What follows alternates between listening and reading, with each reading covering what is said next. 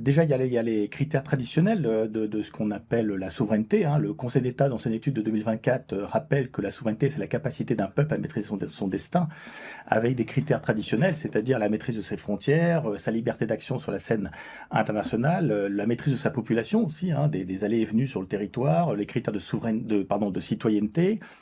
Il y a aussi le fait d'avoir quand même des leviers sur le plan économique, donc politique économique au sens général, c'est-à-dire politique budgétaire, politique monétaire, et puis tout ça dans un contexte qui est marqué avec la mondialisation par la recrudescence des interdépendances. Donc la question est de savoir dans quel domaine on doit avoir complètement la main sur les leviers, les mains sur les leviers, et dans quel domaine on peut accepter une certaine dépendance.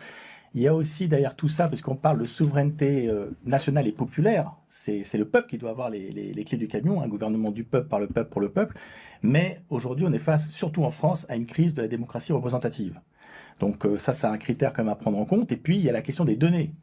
Vous savez, la question des données, un pays, de mon point de vue, je m'exprime à titre personnel, on verra ce que vont dire les intervenants lors du colloque, mais un pays au XXIe siècle qui ne maîtrise pas ses données, c'est un pays qui sort de l'histoire, puisque les données, c'est le carburant de ce XXIe siècle, c'est le carburant de l'intelligence artificielle, qui va générer des gains de productivité énormes dans le public et dans le privé, qui, si on ne les maîtrise pas, vont partir sous forme de factures et de licences aux GAFAM, aux Américains et peut-être à d'autres acteurs dans le futur. Voilà.